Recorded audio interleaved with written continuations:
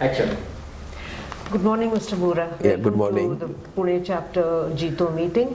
I'd like to ask you first, when did you associate yourself with Jito and what brought you into it? It was, I think, maybe before 10 or 12 years I became FCP because of one of my friend, and the intention was to associate with all the Jain peoples who by birth are businessmen and to learn something from them, That is what my intention was, yeah. And what have you achieved? What has the organization been able to achieve in the past 10, 12 years that you've been associated with it? Are you talking about my organization? No, you seeing Jito grow, Jito Pune grow. What has been... Yeah, Jito is a good platform for people to come together and think about new concepts, new ways, and unorthodox thinking can be resorted to. That is why that will help everybody in attaining growth, because most of the Jain families, they are doing business in an orthodox manner, and probably Jito can help them changing their style of working. Have you been able to achieve any of that? No, fortunately, right from day one, maybe from 81 when I started my career, we are unorthodox in thinking. We have been practicing certain different things, and I believe that is what brought success to us, my family. And we are 25 people staying together, so there are a lot of things which we are practicing. So, your particular business, you're in commodities. Commodities, yeah, especially sesame seeds, agriculture commodities, Yes. yeah. So, what is this outlook for it? What is the future for other people from the Jain community coming into commodities trading? Is it a growing profession? Is it something they want to be? See, commodity, especially agriculture commodity, will always have opportunity. Only thing is people don't commit themselves totally. That is very important. You have to commit, you have to be religious is not to be practiced only in temples. It is to be practiced in your business. Every walk of life you have to have your religious approach, and you should be trustworthy, you should be bankable. You should qualify for the trust of bankers, exporters, importers, workers, staff, whomsoever you are associated with. You should have that set of skills, and you should qualify for trust. Integrity should be in place from day one and everywhere, in every walk of life. That is what very important, and unfortunately people fail to do that. They tend to commit mistake due to some greed, and unfortunately people don't find them trustworthy, so people don't trust them, and unless you are trusted, the business cannot grow. Yes. This upcoming business bay that Jito Pune is setting up, how do you see that benefiting in your... It's a good venture. I would congratulate Vijay Vandari for this. It's a good move on their part, and I have booked a full floor in this. Yeah, and I will be happy if it works nicely. There will be problems, there are problems, and it's a big task by itself. But I think if it works properly, it's a good move, and very out-of-box thinking by Jito as well as Solitaire people. They are very creative people, so I think that will work. Let's hope for that. Yeah. You've taken a whole floor. How do you intend to utilize that space for what? We already have a strength of 500 employees in our organization, and so we are growing very fast. Fortunately, we have very nice, relationship with our abroad clients. Maybe we are in international trade. We have recently entered into some electronics business, distribution, some manufacturing assemblies of power banks or chargers and this and that. And fortunately, since we are liquid properly, we have maintained our liquidity from maybe for last 2-3 decades. So that will always help us to grow faster. And see, one of the important thing what you have to have is you have to have centralized operations. That is very necessary. That helps coordination, that facilitates coordination. So right now you're spread all over? No, we have our office at Shankar Street Road, which is 6,000 square feet now. So we are moving into 14,000 square feet up, single floor, and up and down, first, second floor नहीं चाहिए. एक ही floor पे रहेगा तो it is going to be good. सभी को एक साथ रहना. Yeah.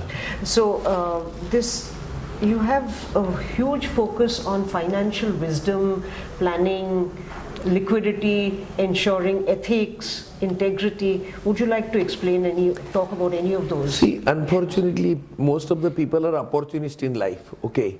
See, what is financial wisdom at the end of the day? You should know what is risk appetite. You should have total control your fund management. Okay, fund management पे ऊपर control है नहीं. People borrow on short term, they invest in long term. They are not able to repay. This is what has happened with real estate industry recently. Yes. And you know, financial wisdom is very important because unless you have liquidity in place, you cannot bargain. You cannot have that strength over the others or edge over the others.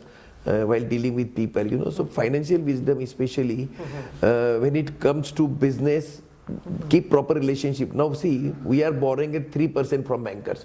I have a limit of $8 million, that's 55 crore rupees, and I'm borrowing from Citibank at 3%. So I will have edge over the others. Others are borrowing at 12%, 10%, 11%. So I mean, they can't compete with me. So that way, you should have in each area, you should have an edge over the others, so that your competition weakens against you. Absolutely. Yeah. What about managing risk appetite? See, that is a very good question. Most of the time, if you see, may it be real estate industry or may it be any industry, people take risk than what is their appetite. How to identify risk appetite? First thing, you should not invest more than 12 to 15% of your liquidity or 25% of your total asset strength in one venture. Now, you have recently seen that there was a big failure in real estate industry in Pune. What was the reason? The reason simply was they have taken too much of risk on one project. So this is what happens, you know, divide your risk properly and make sure your cost of borrowing is very moderate. Don't invest in unproductive assets. And people spend 10 crores on marriages, 5 crores on marriages. And this is all because of, you know, they want to seek attention of the people and they're happy people, you know, claps. So this is not business wisdom. What is business wisdom? It should be on merit. All your decisions should be taken on merit. So that doesn't go that way. You know, you should know economics. You should know where are you. First thing, what you should know is what are your weaknesses and improve on that. For, you know, improving your performance, people, you know, always cite their strength. I always will look forward. What is my weakness? What is becoming purer? You know, you have to identify your impurities and improve on that. Your weaknesses and improve on that. That is what is very necessary. So people, you know, don't learn. I have a, you know, concept called L/earn. Always put board of L, red, that we put on car, and then earn. So you can always earn not only money, but you know, you can gain momentum in life only if you are in a learning phase throughout your life. Yes, but you're talking of all this, which means also that there should be a form, you should have a model of business clear in your mind. So there should be no erosion of that model. No, see, if you're talking about erosion means, see, recently, you know, putting too much money in business, in any business, capital intensive business is very risky because technology is changing very rapidly in every given field, okay? So I think first thing is we have recently developed in last 5-7 years, no erosion model of business, no erosion capital. C capital का erosion नहीं होना चाहिए, आपका sustainable छोटा 5-10-15% growth होगा, 12% return मिलेगा, चलेगा. लेकिन आपने कोई प्रोजेक्ट में जैसे देखिए आज नोकिया कहा था, आज नोकिया है नहीं, ओके, कोडैक कहा था, कोडैक है नहीं. तो अगर इरोजन क्यों होता है? क्योंकि आप कोई इन्वेस्टमेंट रिस्क कैपिटल देखते नहीं और इन्वेस्ट करते हो. और देखिए failures, I would like to cite this example which is very important example in my life. See successful आदमी बहुत कुछ हार्डवर्क करता है और इसीलिए सक्सेस मिलता है, ऐसा नहीं है. He always do something to avoid failures. He is strategic while dealing with the weaker areas where he is likely to commit mistake and that leads to failures.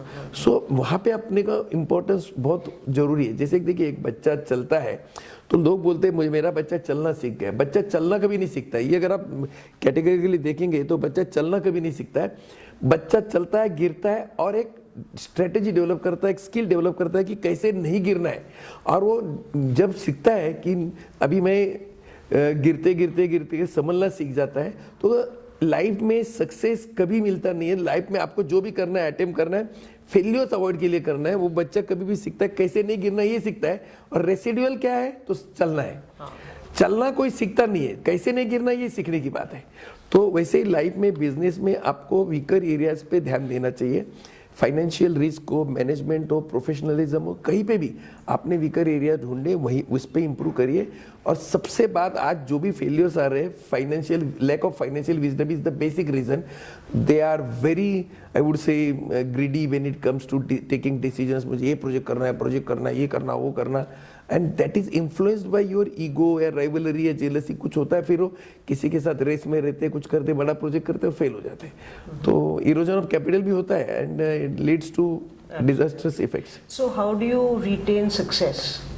Achieve and then retain success. देखिए, success retain करने के लिए मैंने यही बोला कि अगर हम लोगों के पास वो सेट ऑफ स्किल्स है कि जहाँ पे हम लोग अपने वीकर एरिया ढूंढे, सक्सेस को रिटेन करने, एक तो ईगो नहीं आना चाहिए, सबसे बड़ी बात है। अगर आपने देखा ना 1000 या 1 मिलियन फेलियर्स आप देखेंगे, 9,99,000 इसके लिए है कि कहीं ना कहीं पे इन लोगों ने फेलियर आया क्योंकि गलती किया है। देखिए, वो इम्पोर्टेंट है, नहीं तो सक्सेस के लिए कुछ नहीं करना पड़ता है, सिर्फ गलती को अवॉइड करते रहो।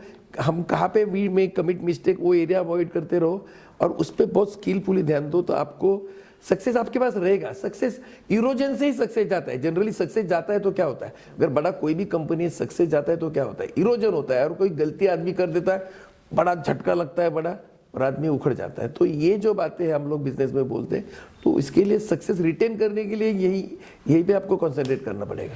सो आप कह रहे हो कि बिजनेस हो या आपका पर्सनल लाइफ हो, उसमें प्रोफेशनलिज्म, एक ethics, professionalism and almost religiosity होनी चाहिए।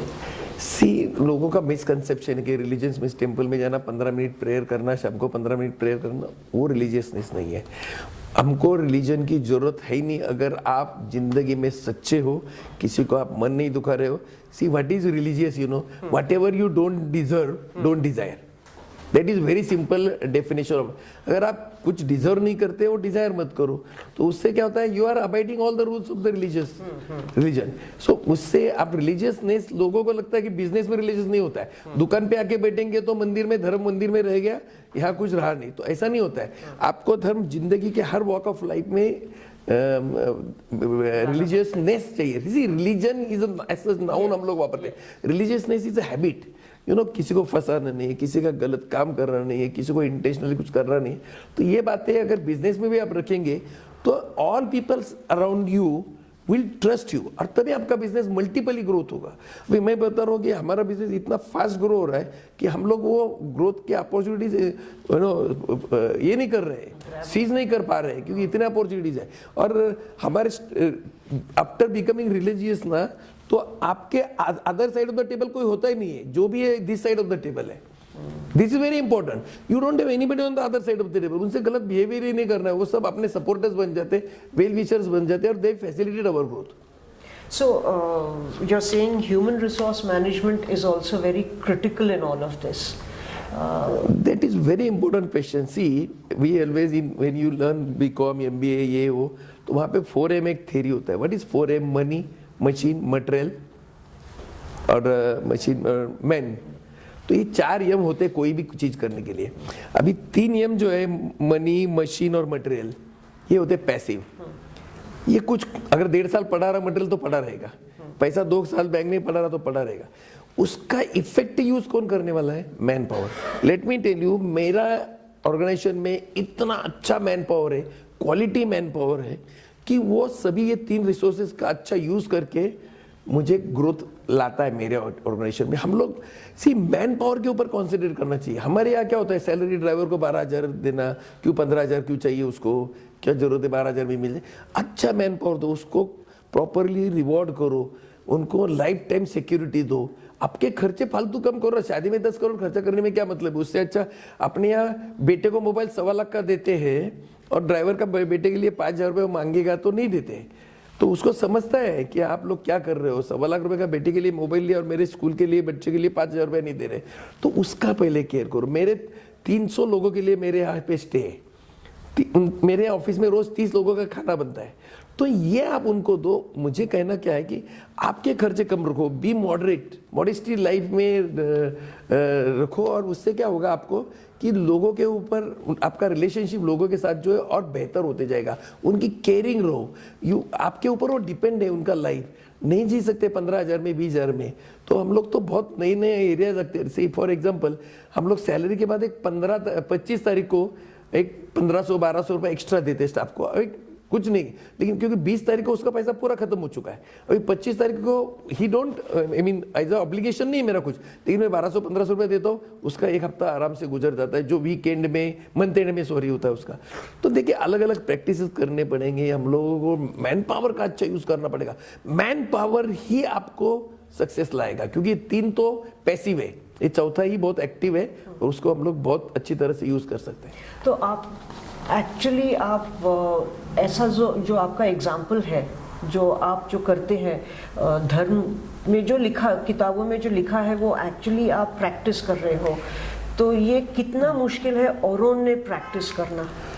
नहीं, आई टेल यू क्या हो रहा है। देखिए हम लोगों को पहले बहुत इंडिया में मिसकंसेप्शन है, to be very frank, you know. मैं तो समझता हूँ कि टेम्पल में जाना या कुछ करने का बिल्कुल जरूरत नहीं। आप आपके लाइफ में सिंप्लिसिटी रखेंगे, मॉडेस्टी रखेंगे, किसी को फंसाएंगे नहीं और 2-3 बातों से दूर रहेंगे, ईगो, राइवलरी, जेलसी, ये बंदे। देखिए उसको मैं हमेशा एक एग्जांपल देता हूँ, you will like that example. आपने जिहादी देखा रहेगा, जिहादी यहाँ एक बॉम्बे, यहाँ एक बॉम्बे, यहाँ बॉम्ब रखा हुआ है। वो क्या है, वैसे हमारे बिजनेसमैन कुछ जिहादी है। वो कैसे कि ईगो है, राइवलरी है, जेलसी है, ग्रीड है, एंगर है, ये सब है उसके पास। तो उसको और दुश्मनों की जरूरत है ही नहीं, वो सब सामान, मौत का सामान साथ में चल रहा है लेके। तो इससे you get rid of all this things. See I would advise all the businessman, don't do rivalry. कभी जिंदगी में किसी के साथ राइवलरी नहीं करना है, सिंपल रहना है। बोले 5 करोड़ का सॉलिटेयर चाहिए, 15 करोड़ का गाड़ी चाहिए, 10 करोड़ का गाड़ी चाहिए, 15 करोड़ का डेस्टिनेशन वेडिंग चाहिए, क्यों चाहिए? आपके बच्चों को सिंप्लिसिटी दो। अगर हम लोग देखें वॉरेन बुफे, वो सब लोग कैसे रहते हैं, पैसा आने के बाद मस्ती नहीं आना चाहिए। तो ये सब आपको सीखना पड़ेगा और ये आप सीखेंगे if you get rid of your ego and all this bad habits, तो आप अच्छे इंसान बन जाएंगे। और अच्छे इंसान बनने के लिए ही धर्म होता है। धर्म क्या करता है? धर्म what exactly role of the religion का रोल क्या है लाइफ में, कि अच्छा इंसान बनाओ। अगर आप अच्छा बनने के लिए सब लोग कर रहे हैं, ये गलत बातों से दूर जा रहे हैं, तो obviously you are religious, you don't have to go to temple and pray for that. तो ये जो बिजनेस बे बन रहा है जीतो का, उधर आपका एग्जाम्पल औरों के सामने आने से कोई फायदा, ये आपकी जो विचार है उनमें? नहीं, unfortunately I can tell you, unfortunately we have a limited time of 5 minutes. If you have time, we can really interact and I can give you very good. अभी मेरा concept है multiplier. Now what is multiplier? कि मैं खुद हूँ, मेरी strength 8/10 है। मैं एक छोटे गांव में पैदा हुआ, मेरा 40% का 10th है, मैं मराठी मीडियम में सीखा, तो उसके बावजूद मैं मुझ में इतना बदल लाते गया। तो मैंने मल्टीप्लायर्स ढूंढे। एक अच्छा सिटी 8 × 1.25 हो गया, 10 आ गया। एक अच्छा एक्सपोर्ट इंटरनेशनल ट्रेड 1.1 हो गया, 11 हो गया। तो you have to identify your multipliers, associate with them. तो हमने अभी इलेक्ट्रॉनिक इंडस्ट्री में एंटर किया, तो हर टाइम आपको ये करना पड़ेगा। अरे हमारे यहाँ क्या हो रहा है, see what is the pre requisite for progress? Pre requisite for progress की दूसरे गलतियां निकालो। भ्रष्टाचार बहुत है, बाहर ये प्रॉब्लम है, वो प्रॉब्लम है। आपको क्या करना है, आपकी गलती निकालनी है। आइडेंटिफाई योर वीकनेसेस, गलतियां निकालो, मानो और उस पर इंप्रूव करो। आप गलती निकालोगे ही नहीं, मानोगे ही नहीं, तो इंप्रूव कैसे करोगे? तो यहाँ पे हम लोग फेल हो रहे हैं ना। See becoming a purer person, better person to deal with, and that will always help you in getting success in life, and that through at a pace. अभी लोग टैक्स कंप्लाइंस करते नहीं। टैक्स कंप्लाइंस नहीं करोगे, capital आपके पास रहेगी नहीं। Account standard आपका अच्छा होना चाहिए। बैंक को 30 सितंबर का बैलेंस शीट है, 30 सितंबर का, तो आपका 25 सितंबर को होना चाहिए। टाइम मैनेजमेंट परफेक्ट होना चाहिए। लोग 15 तारीख का एडवांस टैक्स है, 15 दिसंबर का, वो 14 तारीख को वकील के पास जाएंगे। तो वकील आपको ऐसी है, आपको टाइम नहीं देगा बराबर, क्वालिटी टाइम देगा नहीं, और क्वालिटी टाइम देगा नहीं, आपका सब प्लानिंग खराब हो जाएगा। तो टाइम मैनेजमेंट लाइफ में, तो I have you know fortunately I lived my life in a very passionate manner, and I believe conscious application of mind delivers creativity. A conscious का लेवल हाई रखो। उससे क्या होगा कि आप अलग सोचो और अपने अलग विचार, पुरानी ख्यालात कुछ छोड़ने पड़ेंगे। हम वही लेके बैठे हैं तो छोड़ ही नहीं रहे हम लोग कुछ बातों को, तो उसको छोड़ना पड़ेगा, नए रास्ते इख्तियार करने पड़ेंगे। दुनिया एक ग्लोबल विलेज बन गई है। You are not no more competing with the kirana shop, you are competing with Walmart. तो आपको भी स्ट्रेंथ बनाना पड़ेगा ना। तो वॉलमार्ट के बाद इतने स्ट्रेंथ है, आपके पास स्ट्रेंथ ही नहीं रहेंगे, you can not sustain before them. That is very important. So what would you suggest to emerging to young people joining your kind of business? क्या करना पड़ेगा उनको? No, may not be my kind of business. For any business to join, there are ways and means. You have to, change yourself. आप में बहुत फर्क, अब बदलाव लाने पड़ेंगे आपको। दुनिया में हमेशा सीखना पड़ेगा आपको। ये सब बातें, अभी हमारा एक पॉलिसी है, we chase quality and quantity chases us. ये क्या होता है? अगर आपके पास जो क्वालिटी है तो क्वांटिटी आपके पास आएगा। मैं before closing I will site you one example. मेरा एक प्रिंसिपल है, देखिए कस्टमर 3 टाइप के होते हैं। हर आदमी के पास कस्टमर तो होता है, तब तो बिजनेस चलेगा। कस्टमर 3 टाइप के होता है। एक होता है ऑर्डिनरी कस्टमर, एक होता है कंटेंट कस्टमर, और तीसरा होता है हैप्पी कस्टमर। अगर मैं आपको बोलूं कि यहाँ से मुझे कहीं पे जाना है और अभी मैं बाहर जाता हूँ तो मुझे वड़ा लेना पड़ेगा, मैं उसका ब्रांड आउटलेट नहीं देखता हूँ, तो एक ऑर्डिनरी कस्टमर है। ब्रांड कोई भी पानी दे, चाय दे, चल भाई खत्म कर। लेकिन आप यहाँ से बॉम्बे जा रहे हैं तो आप दत्ता स्नैक्स में 70% ऑफ द टाइम रुकेंगे, तो वहां पे आप दत्ता स्नैक्स से कंटेंट कस्टमर हो गए। You have reason to go to him, out of 10 times you will go to him 7 times. लेकिन मैं आपको बोलूं कि आपको आपके सिस्टर के पास जाना है, बाकरवड़ी लेके जाना है, तो मुझे ये नहीं बोलना है कि आपको चितले के पास जाना है। 10/10 बाकरवड़ी आप चितले से ही लेंगे। तो पैटर्नेज जो आपको मिलता है, बहुत ज्यादा टाइम मिलता है। अगर वो आदमी 12 दफे उसकी रिक्वायरमेंट, तो out of all 12 times he will come to you, तो 12 दफे आपके पास आएगा। कोई बंदा अगर ऑर्डिनरी वड़ा वाला है तो उसके पास एक ही दफे आएगा। अगर आपको वैशाली एसपीडीपी खाना है तो आपको वैशाली जाना है, आपको ये भी नहीं बोलना है कि वैशाली आ जाओ। तो देखिए, आपको जो पैटर्नेज मिलता है वो आपके कस्टमर्स कंटेंट होने चाहिए या हैप्पी होने चाहिए। ऑर्डिनरी कस्टमर विल नॉट, आपका दाल रोटी भी चलना मुश्किल है। तो आपको क्वालिटी देना पड़ेगा, सर्विस देना पड़ेगा, आउटस्टैंडिंग कुछ करना पड़ेगा, मेहनत करना पड़ेगा, एग्जर्ट करना पड़ेगा। लोगों को आज ईजी बिजनेस चालू किया, 5वें साल में ब्लॉक चाहिए, 7वें साल में गाड़ी चाहिए, 10वें साल में फॉरेन ट्रिप चाहिए, सॉलिडेयर चाहिए, डायमंड चाहिए। अरे क्यों चाहिए भाई? तो इसके लिए ये सब कुछ नहीं करो। मैं यंगर जनरेशन को एडवाइस देता हूँ, आपके खर्चे इतने कम रखो ना। अगर मैं, बिलीव मी, मेरा 2000 रुपये भी महीने का खर्चा नहीं है। 2000 क्यों खर्चा लगता है? घर पे खाना खाओ, एक कचरा पट्टी बाहर जाके खाओगे। तो लाइफस्टाइल आपकी इतनी मॉडरेट रखो। जैसे मैं बोलता हूँ, 1000 मीटर अगर कोई स्विम करता है, उसके ऊपर आप 5 किलो का एक पत्थर डाल दो तो 400 मीटर में वो थक जाएगा, 1000 मीटर नहीं स्विम कर जाएगा। ये आप जो 5 किलो का पत्थर, यानी हेवी लाइफस्टाइल हर आदमी ने बना के रखा है ना। पेन 15,000 का चाहिए, टाई 20,000 का चाहिए, जूता 6,000 का चाहिए। क्यों चाहिए? सिंपल रहो ना। उससे क्या है कि आपकी लाइफस्टाइल सिंपल रहेगी, एक बोझ नहीं बनोगी। वो लाइफस्टाइल आपके बिजनेस के ऊपर बोझ नहीं बनेगी।